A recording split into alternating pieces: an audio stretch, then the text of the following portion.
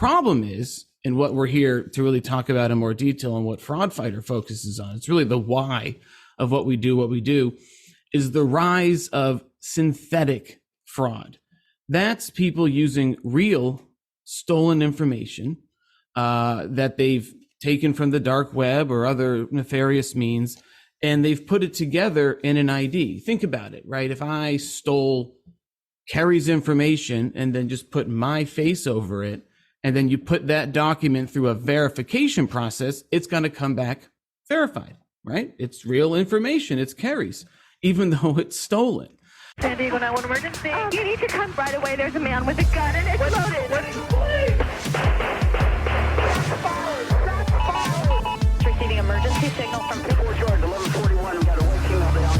We need paramedics close right. All available units roll code that way.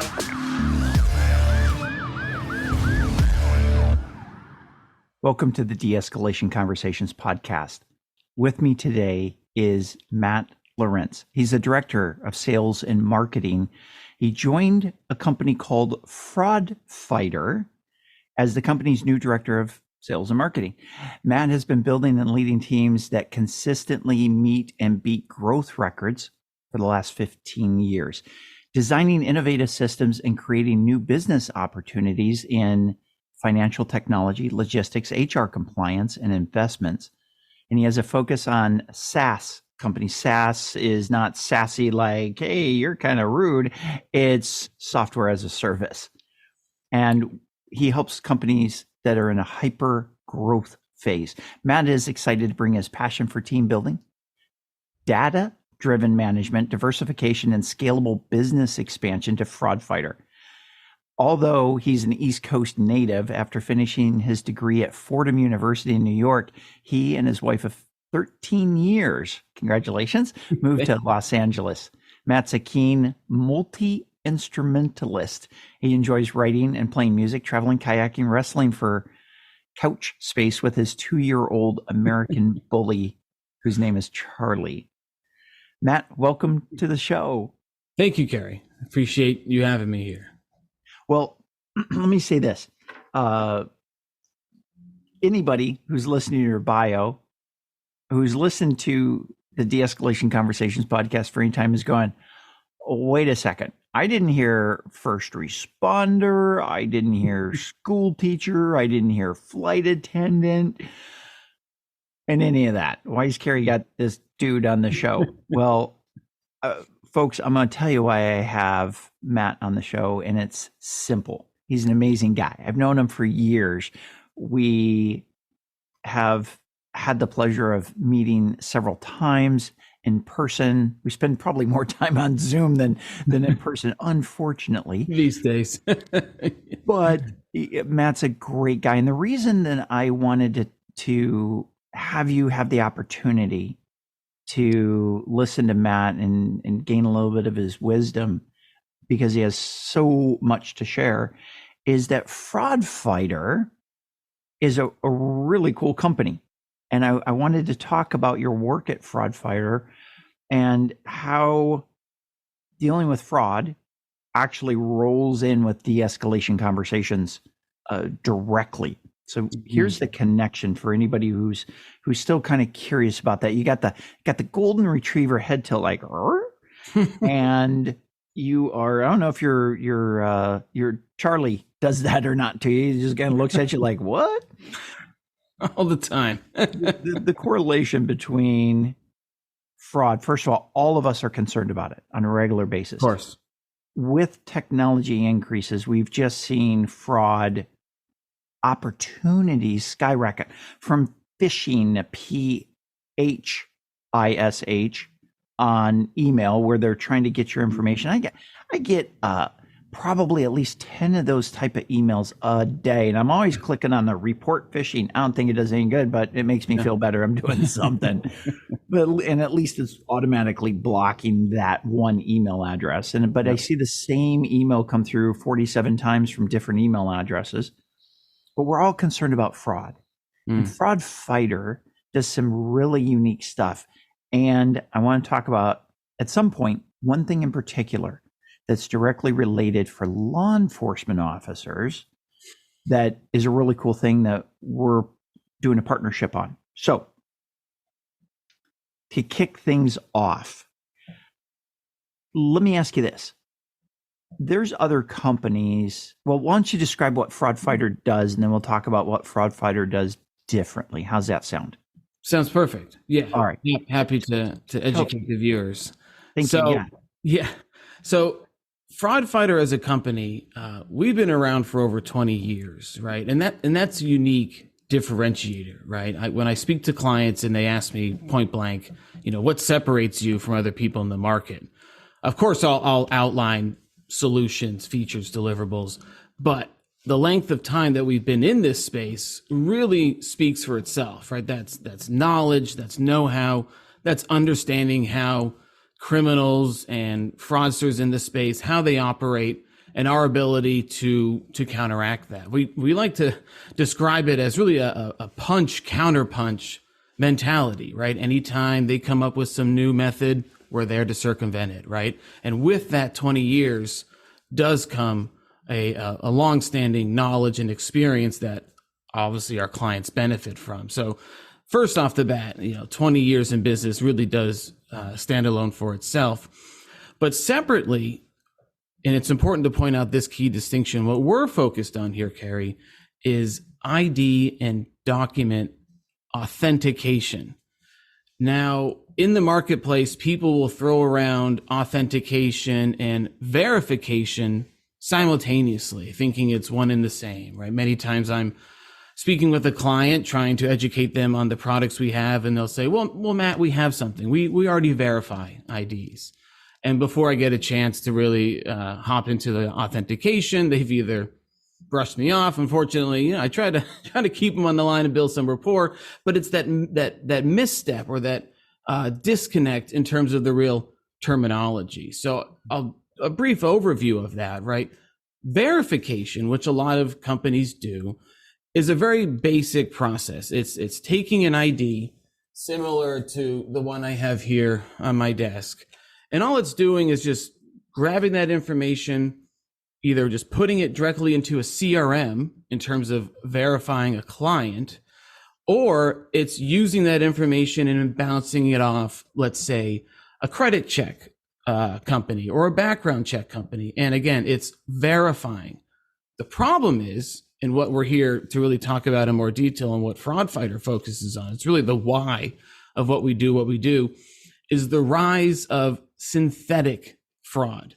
That's people using real stolen information that they've taken from the dark web or other nefarious means, and they've put it together in an ID. Think about it, right? If I stole Kerry's information and then just put my face over it, and then you put that document through a verification process, it's going to come back verified, right? It's real information. It's Kerry's, even though it's stolen, right? And that's what a lot of companies and organizations have in place, thinking it's a way to mitigate and protect themselves against fraud. But quite frankly, it isn't.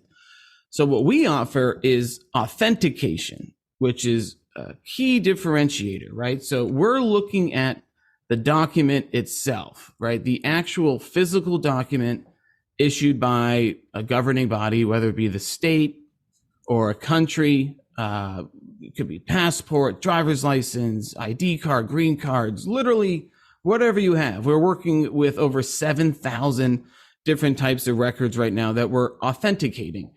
And what we do is we look at what's inside the document, really unknown to most consumers or people. There's somewhere between 10 to 60 different forensic pieces of data that are really hidden to the naked eye within any given document, right? There might be certain images that fluoresce under ultraviolet light, infrared light. There's also information hidden in the barcodes, the mag strips, or there's also microprinting that, again, not visible to the naked eye. You need a system to really zoom in with high def capabilities to view it.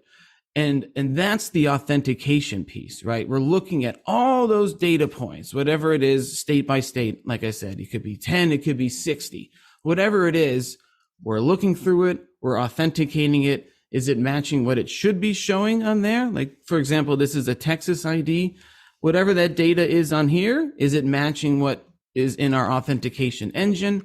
If it is, great. You get a beautiful transaction report that's tell the client, great, you've been authenticated.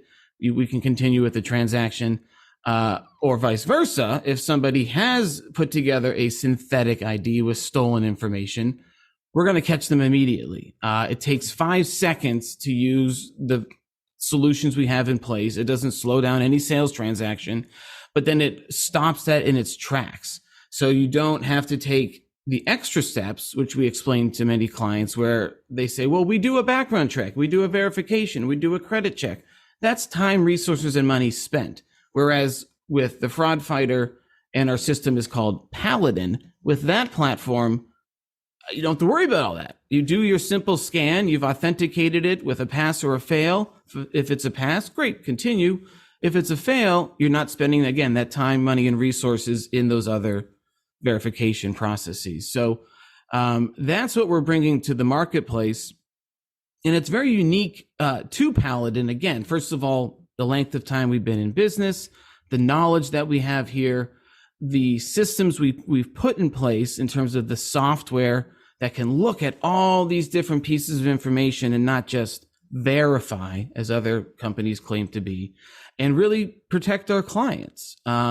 It's a real, we equate it sometimes to insurance, right? You have insurance on your car, not because you think you're going to get in an accident just tomorrow, but you're protected, right? So the same thought process where we instruct people to have this within their organization as the first line of defense to make sure that they're not interacting with, again, nefarious individuals, criminals that are trying to steal assets from companies. And I'll share this with the last point. We work a lot in the automotive space. Thousands of automotive dealers. And in 2023 alone, the FTC reported over 80,000 stolen vehicles through synthetic fraud. And I mean, if you crunch those numbers, my God, billions of dollars lost because they didn't take the time just to have the system in place. It takes 5 seconds and you could stop that transaction in its tracks. 80,000. 80,000 in this year alone. 1 year, and we're not even done with. We're not even done. Exactly. It was exactly. Oh, it was exactly. That's crazy. Yeah. Well, it's funny because you and I had talked before. My very first, when I went to Financial Crimes Unit, my very first case was a guy who stole someone's passport, went to DMV, got a temporary license, and he purchased a vehicle at a local car dealership here in San Diego, in the Kearny Mesa neighborhood. And the only reason he even got caught is the finance manager happened to be a reserve officer for one of the agencies here in San Diego. We have 17 different law enforcement agencies in San Diego. He was a reserve officer with one of them. And so he just had that extra layer of going on, probably with a golden retriever head tilt, and he picked up on it, and he was suspicious, and so he made a phone call, and that phone call led to a little bit more information, which led to a little bit of information, which led to him giving me a phone call and going, "Hey, I got this situation. The guy's left already with the truck. We know it's not him." And it's a nice truck. It was a nice truck. Oh, yeah. And so we set up a sting on the guy, which was, it was crazy that it worked. It was crazy that it worked because what we did was we had this finance manager call the suspect up because the suspect had listed his cell phone. So he calls the suspect up, and we worked out this whole sting up in advance. So he calls him up and he goes, "Hey, this is Frank from pickup truck world. How do you like your new truck?" "I love it. Of course he loves it. It's free. Yeah. And he goes, hey, I wanted to let you know, I'm a finance manager. I wanted to let you know that we approved you at whatever interest rate. I got great news for you. I was able to do some shopping around and I got you a better interest rate. Now, when I pitched this idea to the finance manager, he was like, what?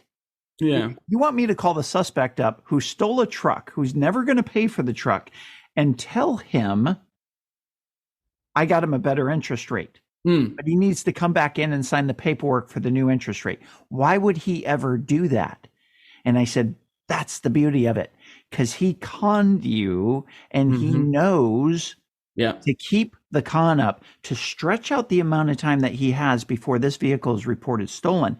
He's got to appear as if he's a real buyer. Right. He has a role to play. We are on the stage of life. He's got a part in that play. He's got to play his part. All you have to do is say, hey, all you have to do is come back in. It's one signature on the new finance paperwork. We're going to save you hundreds of dollars every month with a lower interest rate. Man. And at first, finance manager's like, I don't think he's going to go for this, Carrie. I'm like, trust me. I know the brain. I know the mind. I know how people think. He's going to go for it. And sure enough, he did. So I'm plainclothes detective. I'm sitting in the waiting room area of this dealership because I have his picture because he went to DMV. He brought his temporary license. So I had his picture. They didn't have any security footage of him, but I knew what he looked like. And of course I know the vehicle. Sure. So he drives up and I see the truck and I'm like, well, I'm sure they've made more than one white Chevrolet pickup truck, but that's looking pretty good. Guy hops out and I'm like, oh yeah, that's him. He comes in, sits down in the finance manager's office, and I had a couple of patrol officers parked around the corner, radio them in, they pull up, we walk into the office, and of course his back is to the door. So I walk in, I'm like, hey, Frank, how you doing? He's like, looks up at me, and the deal's done. So then Paul Harvey, the rest of the story, we do a search warrant on his apartment. He had boatloads of fake IDs. He was printing his own checks. He had, I think we seized like 4 or 5 computers. The regional forensics computer lab, they were hating me because I brought them so much work. I'm like, hey, here you go, guys. And can I have this tomorrow? Yeah, of course that's not going to happen. But put a rush on it. Yeah. In your case, the ability to do authentication, the ability to do that at the same time you're doing verification, sounds like you really speed up that. Is this an identity theft situation? Yeah. You like put it on steroids, don't you? Yeah, 100%. So the scanner that we provide to dealerships, I mean, I like to describe the size of it is about 2 wallets size. I mean, I could pull it up into the screen here if it's connected. Very small, right? It's compact, fits on the desk, right? Or you could have it in several showrooms. And in 5 seconds, you're putting the license in and it completes the transaction. And right on the screen, you get that report. We sometimes, and we hear pushback. We say, oh, well, hey, my sales guys, they're thinking commission, right? They just want sales. They don't want sales. They don't want to put friction or hurdles into this transaction. 5 seconds. I mean, I couldn't see how that would cause any issue. And the other option is not doing that. And then somebody has just walked off with $100,000s of dollar car. I mean, a story I heard recently, somebody walked off with a $200,000 Lamborghini because they didn't check the guy's license. They thought that, hey, if he's wanting to do a test drive, he must have the cash. So the guy went out with the guy for the test drive, drove around, came back to the lot. The criminal sitting in the seat say, I got some questions. Can you go ask your manager? Yeah. Hops out, boom, and then gone. And all they had to do was just before the test drive, which I would say 99% of our clients that's a key part of our solution. Even for a test drive, you're just scanning the ID, right? And having it on record. Should push come to shove, something does happen, and you can confirm this, Gary, working in law enforcement, you have that transaction report, right? You have a record of it that you can share with the local police. Obviously, it has their name. Sorry, it has their photo, right? The ID that they've stolen, right? And it's pretty solid evidence of the crime. But I mean, if people are worried about adding 5 seconds to the sales cycle, the ramifications are huge. I mean, you lose your job, you lose assets for these companies. So it boggles my mind that people think that it would put any friction when all it does is literally protect you, really in the long run. And even if there is any friction, it's not a high level of friction. It's low level.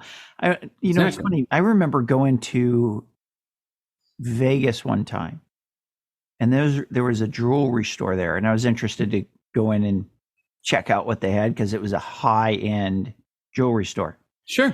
And they had the doors locked and a security guard behind the door.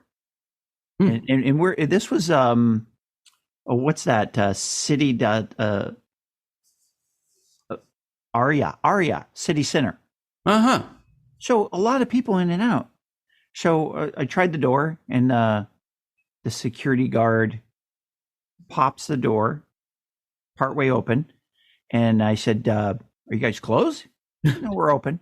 We're appointment only." And I said, "Oh, okay." And he tells me how to make an appointment. Very easy process to make an appointment. He goes, "I do let everybody know we will be running a credit check before your appointment's approved." To walk in and look at some stones. I'm not driving a Lamborghini. I'm just looking through a display case. Appointment only, credit check.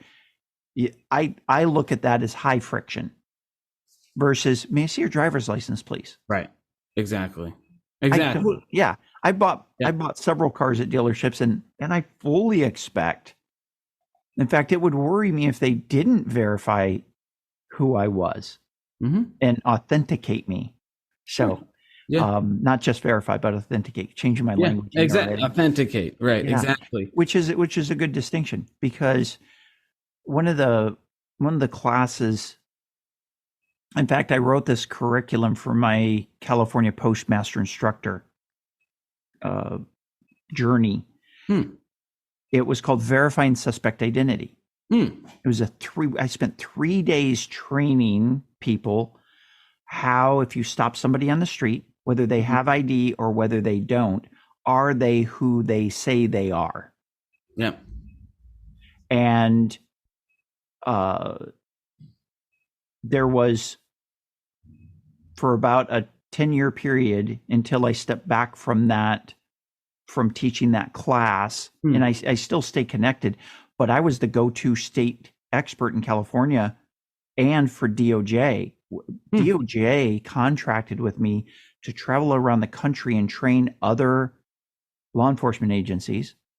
There you go. Yeah. How to verify suspect identity.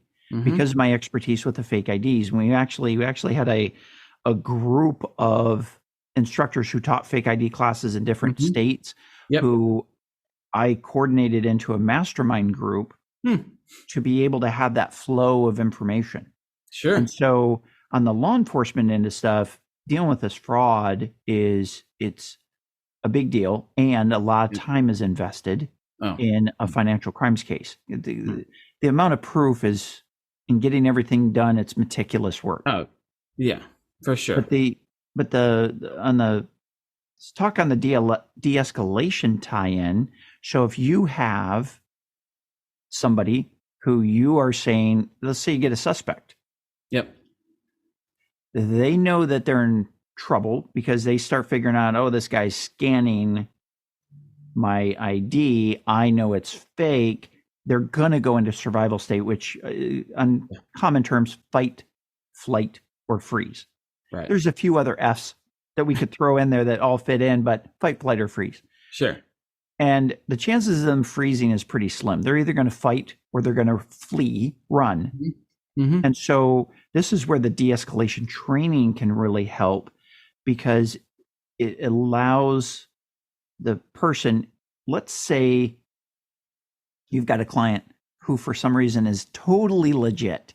Mm-hmm. And for some reason happens to feel that this is high friction. Well, with de-escalation training, you're immediately going to be able to shift their brain, because that's what we teach, is how to reach inside somebody's brain, flip a switch, and they calm down. Right. And it happens in seconds. That's the fascinating part, because it's all neuroscience. But the other part is, if you have a suspect, how can you do that with a suspect? And maybe you're doing it to keep them sticking around until the law enforcement, if law enforcement's going to respond. Law enforcement might not respond right away. But it allows the person to be able to get statements from the suspect that will help in the prosecution of the case. Sure. For the law enforcement end, it allows them to do a better interview with the suspect, victims, and witnesses, because anybody, even if it's a white collar crime in the sense of its identity theft, I guarantee you that salesman is going to be amped up and in survival state, that they either caught the guy, or they were almost ripped off, or they were ripped off because their job is at stake, and they start flashing through all the things that might have happened. Let's say they caught the fraud. Yeah. Their mind is still going to go through all the things that might have happened where it could have gone wrong. That's how we are hardwired. We have a 10-to-1 negative bias in our brain as part of our survival system. Right. So how do you dial that salesperson down to be able to get a good statement from them, suspect description, statement about what happened, all that stuff? So that's kind of where we come in on that end. But I want to talk more about Fraud Fighter. Yeah. So let me ask you this: you talked about the difference between verification and authentication. You talked about how Fraud Fighter is different than other companies. Just being in the business for 20 years, that's a heck of a long time in the tech world. It's a really long time. Yeah. Talk to me about, you mentioned synthetic ID fraud. Yes. Tell me a little bit more about how what are the trends and what that is happening? Because we went from ordering it when I was a brand new vice detective. The big thing was you'd order it off the internet. Right. And what was hilarious, I got to tell you this one thing just real quick.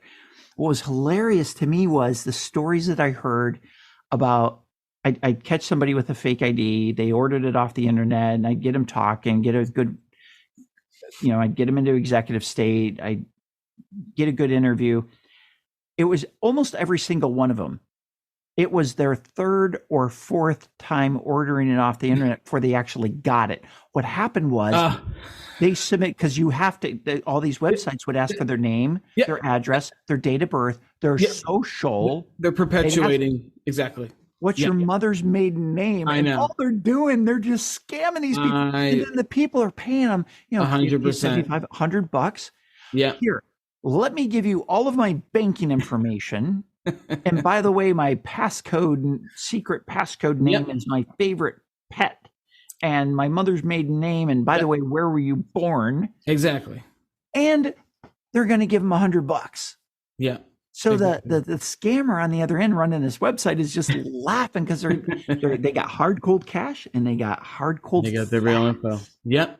100%. Yeah. So that was back in the day, if you will, about we ordered off the internet. I think people are maybe a little bit smarter than that. Probably not, but maybe. But now we can just manufacture it our own. Right. So tell me about some of the current trends with sure. Yeah. And I'll expand a little bit on what you mentioned there. So this license I was showing you before, I mean, we use fake ID purposes for educational here, right? We're not using them in any way. And I know Kerry's a retired sergeant here, so I gotta be careful. He doesn't slap the cuffs on me, but same thing, right? Off the internet, we didn't, like, to your point, we're not giving the other information. We can use dummy accounts and stuff to get it, right? So we can show samples, like if it'll show on the webinar. But if I put this under a UV light, it fluoresces perfectly like how a What? Texas ID will. And you got that off the internet? Yeah, front and back, Wow. right? Okay. But when I run it through my scanner, it fails across the board in terms of the infrared patterns not matching, the mag strip not matching what's on the front. So across the board, it fails. So that, this still exists as a way for people to get IDs, and it's synthetic in the sense that you could have somebody else's stolen information and then go through this website to create it, right? Not using yours, right? Right. And then this. Yeah. So I got to pause you for a second because I'm flashing back. I travel a lot. And the last time I traveled, I was down in Texas, flying out of a small airport. They didn't have a scanner. TSA. They didn't have a scanner. What the TSA guard did was he held the ID up. And he was like doing is this you? I think he even had one eye closed. Hey, is this you? And then he took his little UV flashlight. Yep. And he went, burp, and he just flashed it. Yep. On that ID, because I'm going to have my picture on it. Yep. He hits it with his flashlight. It's going to fluoresce. Yep. Which to him goes, oh, it must be real. And it was such a cursory check. Now, totally. I want to back up a second and reiterate. I am in Texas, which means border state, which means people flooding across. Exactly. Documented terrorists, people on the terrorist watch list. Exactly. Yep. And this guard isn't even using a scanner. He's using I think he probably went to the dollar store, which is now a $5 store, and bought it because in Texas and Arizona, UV lights, you can use them. They sell them everywhere. Right. Not for checking IDs, but because scorpions fluoresce under black light. And so, I learned this because my mom used to live in Arizona before she passed away. Them. Yeah. And she had a UV light. And I'm like, Mom, why do you have a UV light? She goes, I hunt scorpions at night. Yep. When you're retired and 84 years old, you get to do crazy stuff like that. I'm looking forward to it. Right? So she's hunting scorpions at nighttime in the desert. I'm like, oh, Mom, that's probably not a good idea. I don't want you to fall and break a hip. But what I'm drawing an analogy here is the importance of your equipment. Right. Just taking the humor out of it and the shock out of it. The importance of your equipment is if I'm just doing a check based on the security features that I might have heard about from some law enforcement training class or I read about in some ID checking guide. And that ID, because I'm doing such a cursory check. That ID passes it. But it's still synthetic fraud. It's still a fake ID. But your scanner in 5 seconds is going to come back with all the information. And it's going to give a documentation of what that ID was that person had. Exactly. Which means we can now prosecute with that. That just helps. Exactly. I mentioned the word meticulous earlier. So being able to have that meticulous documentation as a financial crimes detective was huge for me. Yeah. Okay, keep 100%. Going on the synthetic fraud because you're blowing my mind here. 100%. So and I'll just expand a little bit about the UV thing. I'll share a story. I'm working with this bank out of Florida, and I've had a couple of calls with them. Things are progressing well, and they threw up a hurdle with me, and they said, Matt, we talked to this law enforcement gentleman, and he said there's no way you can stop IDs, and I said. Was he using like a UV bulb? He goes, yeah. I said, well, there you go. He's limited in knowing what's available, right? So it was very unfortunate. He had kind of warped their perspective. Luckily, I brought them back on track with what I said, with what I showed them. I said, look, I can put this under UV bulb. It's going to confirm it. And if that's all he has in his knowledge of checking, then of course, there's no way to stop that. But that's not what we're doing, right? We're looking at the full document, the issuing document itself, the data in it, and then bouncing it off our document authentication engine. So just to give you another example of how, unfortunately, the knowledge that some people have and then try to perpetuate to other groups with, I don't know why they would put fear in these people, thinking they have no no protection. But luckily, I was able to kind of correct that, and we're going to be moving ahead, which is great. But back to your point of synthetic ID fraud, you've heard of the dark web, Kerry, I assume. Yes. I've visited. You visit the dark web. I meant hopefully as a police officer and not correct in your free time. No, computer forensics, of course. Yeah, exactly. So on the dark web, you can purchase not one, thousands of people's real information in these bundles, which is social, green card, driver's license. So they have all this information, and then they'll create. Then what they'll do is they have that. They go out into the world. They recruit, criminal, centric individuals, and say, "Hey, you 10 people, you're going to come with me this week. You're going to be Bob. Next week, you're going to be Bill." And then they go out into the world and they commit these crimes, right? So the information, unfortunately, is there. Unfortunately, you hear the data breaches with Equifax, with Facebook. It's only getting worse, and that's why we're here. And not to be rude or diminish that, but as long as that's there, we're here to stop it. Remember, I said it's a whole counter-punch mentality. So until we somehow eliminate all cyber crimes and hacking into databases, I'm going to have a job. So it's just, you are set. And I love how you're so violent with the counter punch. I love it. So, it's interesting too, because I was just thinking, and it's these big dogs like Experian, Equifax, they hold massive amounts of personal data. Mm-hmm. And they get broken into. Right. And, I don't know that there's been a time that I've gone into my browser's password, I got to look this password up and it stores it automatically, that I haven't gotten this password was used in a data breach and you should change it. I'm like, first of all, how do you know? Second of all, oh crap! Yes, thank you for letting me know. Right. So that's happening. I've had the same thing. I mean, I don't want to name drop companies lest they start sponsoring us here, but one of them I've used gave me a detailed list. Right, it was like 10 of your passwords were used here, and here. It's like, my gosh, thank God for this website, giving me that information. Yeah. But and again, just to close the loop on synthetic fraud, right? I don't want. Years ago, people would just create just a fake ID, right? They'd get some laminate paper, they'd make up some numbers on there, and they'd try their luck at the liquor store somewhere, right? That's not what we're talking about. It's real stolen information. It's going to pass most checks: background check, credit card check, e-verify check through the federal government for HR onboarding.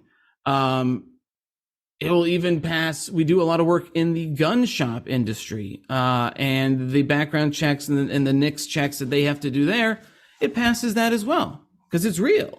And what we're just trying to make sure we educate people on and really get the message across is you're protecting your business, so you're not going to get hit with, for example, with gun shops, ATF. They hit you once, you're done. Show's over. Yep. A lot of those shops are generational, right? Their father's father started with 5 Glocks and built it up to a multi-billion-dollar industry. ATF comes in once, finds out that you took an ID, or they even pose as somebody. You're done. One strike rule, you're done. So not only are we trying to protect their legacy, but then also, give them a way to not have to invest time, resource, and money in all those other things. Should you get that fail right off the bat, right? And that's the education, and that's the story that we're sharing with people, and really talking to them from an empathetic level, right? Where we don't come across as salesy, right? We're subject matter experts in this space. We really understand the nuances of the different industries, whether it's automotive, finance, equipment rental, gun shops. Just off the top of my head, but each one is unique in terms of the use cases for our products, but they all need them. And it all should be the first line of defense regardless of what they're doing in terms of their transactions with clients. Yeah, and that's the beautiful thing, because you guys have the Paladin desktop, you have the Web ID platform, and you have the Paladin mobile app. Exactly. Yeah. All three of those. Briefly describe each one of those. Yeah, great. Why do I need all, or why would I even consider all three, or do I need all three? Maybe I just need one. Yeah, of course. No, thank you, Kerry. So the Paladin desktop, as I showed you before, the scanner, right? It's a closed system scanner connected to a CPU or a laptop. And there's a software system called Paladin that you download from us, but it's closed. The engine that's authenticating all the documents is part of the software. So you're not bouncing off to the internet. You're not going Wi-Fi. It's all closed. So I say that because several of the equipment rental guys that I'm working with, they got their shops where they're not inside. They're somewhere out front. They're with the big cat earth mover trying to do something. They don't got internet, but they can plug something in, right? They might have a long extension cord just to power it on, and they can do some verification, right?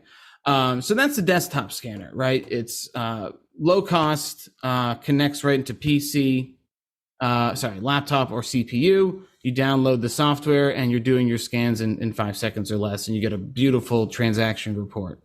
Happy to share some information with Kerry after the meeting to circulate kind of some PDFs of how that does look like, for you all attendees here. And then the Web ID, it's a great solution for doing remote transactions when you're not face to face. So think over state lines, right? I'm in California and I see a beautiful Mercedes in Nevada, right? And I want to purchase it. I can call up the place in Nevada, and if they're working with us, which most are, thousands and thousands of dealerships work with us, I speak to the guy there, guy or gal, and he says, yeah, you know what? Certainly, you can have it. We can start the paperwork. I need to authenticate you. They log into the Paladin cloud platform, which is called Enterprise, and through there, they send an encrypted end-to-end text message. The client gets that message. It's, speed of light, as fast as text messages go. And then what they see in their end, it says, hey, Kerry, this is Matt from Store 5 in Nevada, whatever, let's start the authentication process. They click a link. Paladin opens up on their phone, and then they're asked to simply take a photo of the front and back of their license, just like how you do mobile check deposit, which I think we're all kind of used to in this day and age, right? Yeah. So, very simple. So the same authentication that's happening in the software and the scanner is happening through the web app. Front and back of the license is taken, it's authenticated, and then we ask them for a selfie. And this is important because what the fraudsters will do, right? If I've stolen your information, Kerry, and I'm trying to buy a car or something over state lines, and they're trying to authenticate me remotely, I'll do the front and the back. Comes to the selfie, I might go on your LinkedIn or another social. I'm going to grab your photo, right? And I'm going to try to selfie it. That's not going to work, right? So our liveness test, like the secret sauce, so to say, it's making sure you're alive, right? It's looking at the subtle movements of your eyes, the tilt of your head, that you're not just an image from social media or a picture or something, or not even like a 4K HD video, which you think like, oh, maybe I could trick it. The problem with that is the reason why 4K HD videos look so amazing, they've actually smoothed out the frame rate. So the normal, tilt and jerking of a live head, that's not in the 4K because they've smoothed it out behind the scenes to make it look so high def, right? Wow. So we get the selfie. It does face match based on the photo and the license, and then a liveness match. So that's confirmed. And the same transaction report that you would get with, again, the desktop scanner and the desktop system, you get that through the enterprise web portal. What the client sees on there, and all they see is a success, right? They're not told one way or the other. The dealership on the back end gets that report. They can see pass or they can see fail, and then through their KYC, know your customer rules, most likely they're going to say, if it's a fail, I say, I'm sorry, we're not going to be able to continue with this, or you're going to have to come in store. And if they're a fraudster, they're not they're not going to come in, right? So that again is another layer of protection. And I would say, the thousands of dealerships that we have, they have both. I'll also talk about the mobile app, but they have the desktop scanners in house, right, for people coming in, and then they also have the web ID for doing the remote transactions, which are popular more and more and more these days. Think about COVID. That's all it was, right? So a big use case was built around that, and it hasn't really subsided. And we can also integrate into many dealership websites. So right in the website, if you want to book a test drive or even purchase a car, you're clicking that button, you're getting that authentication text link automatically without having to call somebody in to send it, and you go through that same process. Wow. Yeah. Now the third one, the mobile app, very similarly, it's same thing, right? We're authenticating IDs, but the mobile app is when you're with someone face to face, but not necessarily in an office or at a desk. Good use case, again, you're at a dealership, you're at a massive one, where I live, they got Galpin Ford. I mean, it's 5 football fields of cars, right? And you might be out there with the client and they say, you know what, I want to test this driver. I'm ready to go. I want this one. So to speed up that process, the sales guy can just pull up the app on their phone and ask for the license from the person and then authenticate it right then and there. And then the only difference is there's no selfie because you're looking at the person, right? You're just like, this is you, right? So you do that process, and then the same thing happens. You get a pass or a fail and are able to move on with the transaction. So that's the mobile app. And then the web app is the remote from over state lines. And then the desktop solution where you're doing it in an office face to face with somebody. That is so cool. So I see the ability for a patrol officer who makes a traffic stop and they run the license plate number. Mm-hmm. They run the driver's license number. And yep, it's a valid license in that name, but that ID has not been authenticated. Yeah. They validated, they verified the information, but they haven't authenticated the ID. Right. And the ability for an officer to use that app and scan it out in the field, boy, that'd be an important step for verifying suspect identity. Yeah. That would be huge. Cool. Yeah, that'd be great. We're one of my coworkers was up at a police conference up in Canada last week, and that's what they were kind of pitching to the officers there, right? Kind of these tools that they weren't aware of, right? To just kind of speed things along, give you more information on the field, obviously protect you, and that's what it's all about, right? Mitigating risk, right? De-escalation of various issues. So yeah, we're hoping to see more penetration into law enforcement overall. That's awesome. That's awesome. There's so much more we could talk about. Matt, thanks for being here on the show. I really appreciate it. And here's what I'd like to be able to do. Folks, if you're listening to this and you want to learn more about Fraud Fighter, what's really cool is this. Fraud Fighter, because we are a 501c3 nonprofit organization, has agreed to work with us and partner with us. And so here's what you get to do. Go to theidea.world/fraud fighter. And the cool thing is Fraud Fighter is going to give you a discount on any of the equipment, any solution that you get as a gift to the folks that work with IDEA. So just because you're listening to this podcast, you fall into that group. So go to theidea.world/fraud fighter.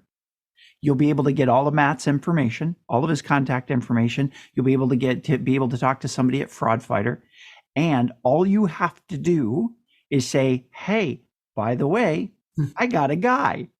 And that guy happens to be IDEA, the International De-Escalation Association. Tell them that IDEA sent you. They're going to give you a significant discount. That's pretty darn cool. So, Matt, thanks for you guys being willing to do that. For the folks that listen to this podcast, the members of our association, I just think that's an amazing, amazing benefit to that you've been able to allow us to grant to our membership and our listeners. So, thank you for that. You guys are a great company. Of course. Well, it's been a pleasure, Kerry. I really enjoyed speaking with you, and I hope to see you again soon on the next podcast. We should do this again soon. Really a pleasure. Absolutely. In fact, you know what? Let's do a webinar masterclass training where we can dive into more of this verifying suspect identity and preventing fraud. Because all of us, whether we're on duty or off duty, doesn't matter whether we're a school teacher or a flight attendant or a first responder, we're all concerned about not becoming victims of fraud. Exactly. So you up for doing that? I'm up. Yeah, sounds perfect. All right, listeners, look for that. We'll be sending out information. Matt, you and I will talk about scheduling that. Perfect. Kind of let's tentatively plan on December of 2023 at some point. Tentatively, listeners, look for that information. We'll have it up. It'll also be posted on that page, theidea.world/fraudfighter. We'll definitely put it there, and we'll also send out some emails so you know about it. That way, you can protect yourselves, protect your families against fraud. I know for my mom, I was like super protective because when she was in her 80s, she would tell me, "Oh, I responded to this email. They were such nice people. They were selling silver and gold." I'm like, my God. That was almost a full-time job, making sure she didn't make a mistake, you know. Right. It's crazy out there. So I mean, yeah. So let's have that discussion for our members, for our listeners on fraud, and folks, please check out theidea.world. There's a ton of great resources there, regardless of what occupation you have. If you're dealing with misbehavior in the classroom as a teacher, if you're dealing with misbehavior at 37,000 feet where there is no cover unit, you have to deal with it. Your first responder, we have resources for you. So thanks for being here. Thanks for listening to the show. Until next time, stay safe. Bye for now. Take care. I hope you found a lot of great value in this episode of the De-Escalation Conversations podcast. Please be sure to go to our website, theidea.world, THEIDEA.world. On that website, just click on the link that resonates with you most. If you're a K-12 educator, if you're a firefighter, medical services, law enforcement, flight attendants, whatever industry you're in, we have specialized training for you. So check that training out, because literally it can save your life, it can save your relationship, it can save your career. So check out theidea.world. I'll look forward to seeing you soon. Take care.